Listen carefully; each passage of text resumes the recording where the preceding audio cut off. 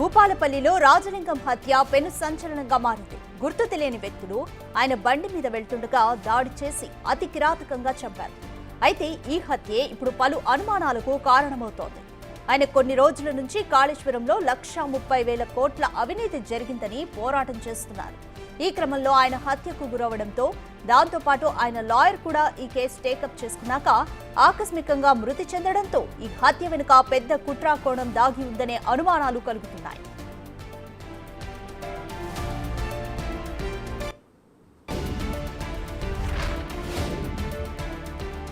కాళేశ్వరం ప్రాజెక్టులో అవినీతి జరిగిందని, మేడిగడ్డ కుంగిపోవడానికి కొంతమంది అధికారులతో పాటు పరోక్షంగా ప్రత్యక్షంగా ఆనాటి సీఎం కేసీఆర్, హరీష్ రావు కారణమని భూపాలపల్లిలో కేసు వేశారు రాజలింగం. అప్పటి నుంచి ఈ కేసుపై వాదనలు, విచారణలు జరుగుతున్న క్రమంలో సడన్ గా రాజలింగం లాయర్ సంజీవరెడ్డి మృతి చెందారు. అది కూడా కాళేశ్వరం కేసు డ్రాఫ్టింగ్ చేస్తున్న రోజునే ఆ మరణం జరగడంతో పలు అనుమానాలు వ్యక్తమయ్యాయి. అయితే ఆయన గుండెపోటుతో చనిపోయారని అందరూ అనుకున్నారు. ప్రస్తుతం ఈ కేసు వేసిన రాజలింగం అత్యంత దారుణంగా హత్యకు గురవడంతో ఇప్పుడు వరుస మరణాలపై అనేక అనుమానాలు కలుగుతున్నాయి.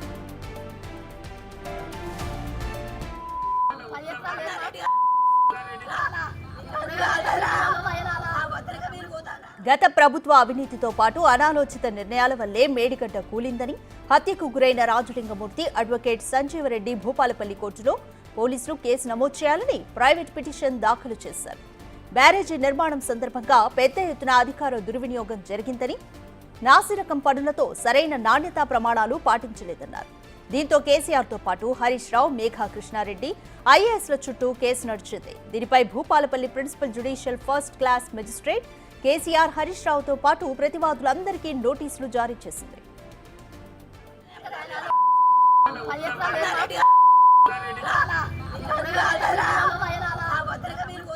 ఈ వ్యవహారంలో అప్పటి సీఎం కేసీఆర్, నీటిపారుదల శాఖ మంత్రి హరీష్ రావు, ఆ పార్టీకి చెందిన పలువురు నేతలు, అధికారులు ప్రాజెక్టు నిర్మాణ సంస్థలను కూడా విచారించాలని కోరగా అప్పట్లో ఈ పిటిషన్ను కోర్టు కొట్టివేసింది. దీనిని రాజలింగమూర్తి హైకోర్టులో సవాల్ చేశారు.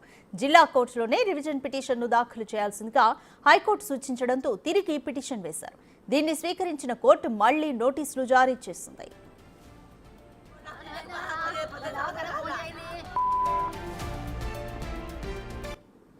కోర్టులో ఈ కేసు నడుస్తుండగానే రాజలింగ అడ్వకేట్ సంజీవరెడ్డి ఆకస్మికంగా మరణించారు.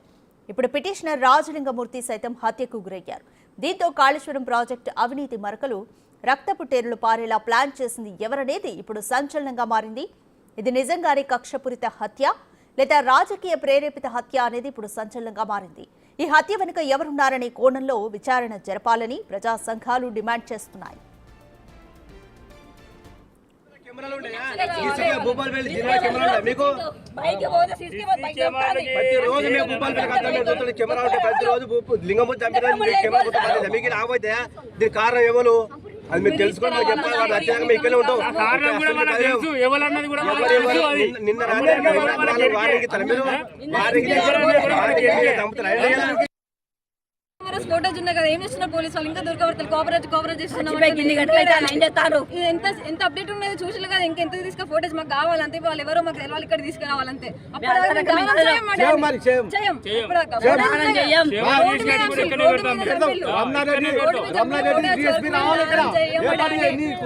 డాడీ కావాలి, మా డాడీ మనిషి రాడు కదా.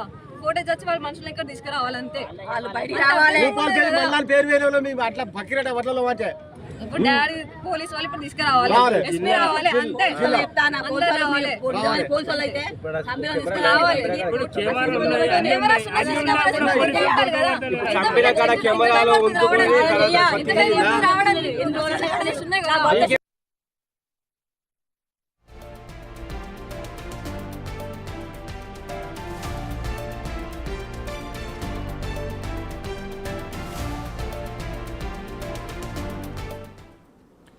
మోర్ డీటెయిల్స్ మా ప్రతినిధి వేణు వరంగల్ నుంచి అందిస్తారు.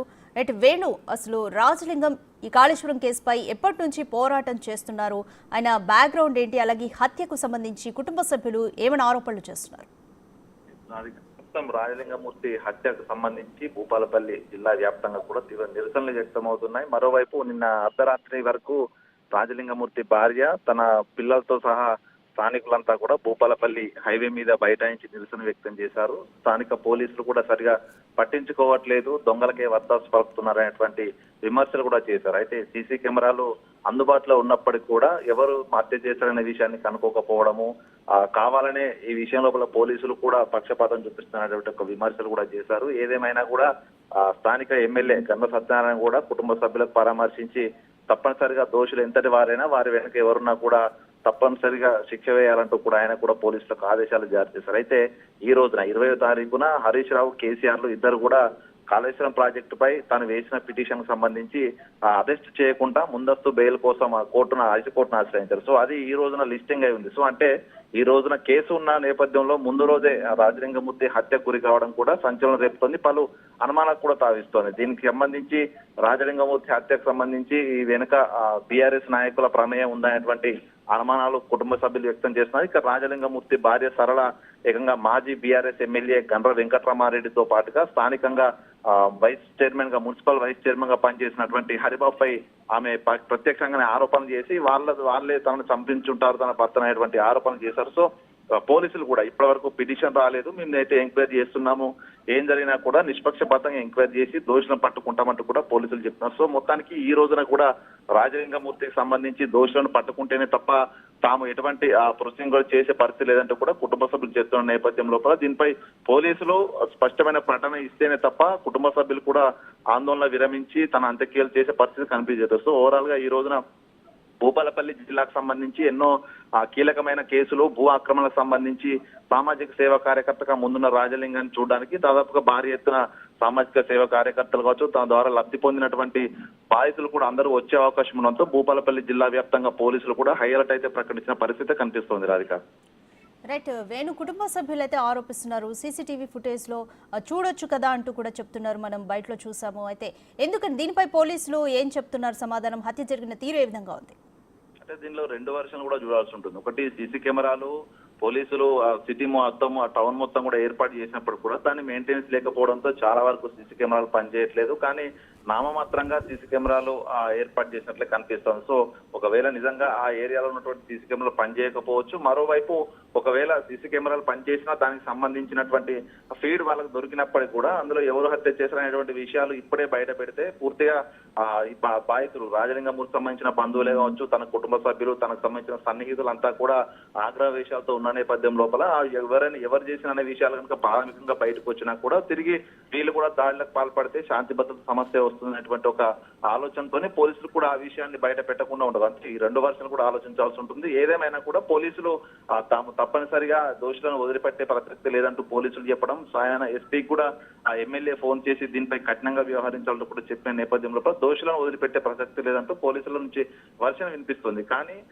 రాజలింగమూర్తికి సంబంధించిన కుటుంబ సభ్యులు మాత్రం తాము ఎవరు హత్య చేశారో వాళ్ళ వివరాలు బయట పెట్టాలి, వాళ్ళను వదిలిపెట్టమంటూ కూడా కొంత నిరసన వ్యక్తం చేస్తుండడంతో కొంత ల్యాండ్ ఆర్డర్ ఇష్యూను దృష్టిలో పెట్టుకుని పోలీసులు కూడా కొంత గోప్యత పాటిస్తున్నారు. మనకు కూడా అఫీషియల్ గా అసలు ఏం జరిగింది, ఎంతమంది హత్యలో పాల్గొన్నారు, ఒకవేళ హత్య జరిగిన స్పాట్ లోపల సీసీ కెమెరాలు లేకపోతే టౌన్ సర్కిల్ నుంచి వెళ్లేటువంటి సీసీ ఫుటేజ్ ఉంటుంది. సో అంటే ఎంతమంది పాల్గొన్నారు, అసలు సుపారీ బ్యాచ్ అనే పూర్తి వివరాలు కూడా తెలపడానికి కూడా పోలీసులు కొంత వెనుకాడుతున్న పరిస్థితి. మొత్తానికి ఈ రోజున అంత్యక్రియలు పూర్తయిన నాటికి దానికి సంబంధించి రాజలింగమూర్తి హత్యలో పాల్గొన్న వ్యక్తులు వెనుక ప్రమేయం ఉన్నటువంటి వ్యక్తుల పేర్లు కూడా బయట పెట్టే అవకాశం అయితే కనిపిస్తుంది. చూడాలి, మొత్తంగా ఈ రోజున శాంతి భద్రతల సమస్య రాకుండానే ప్రధానంగా పోలీసులు దృష్టి కేంద్రీకరిస్తే తెలుస్తుంది. రాధిక. Thank you Venu.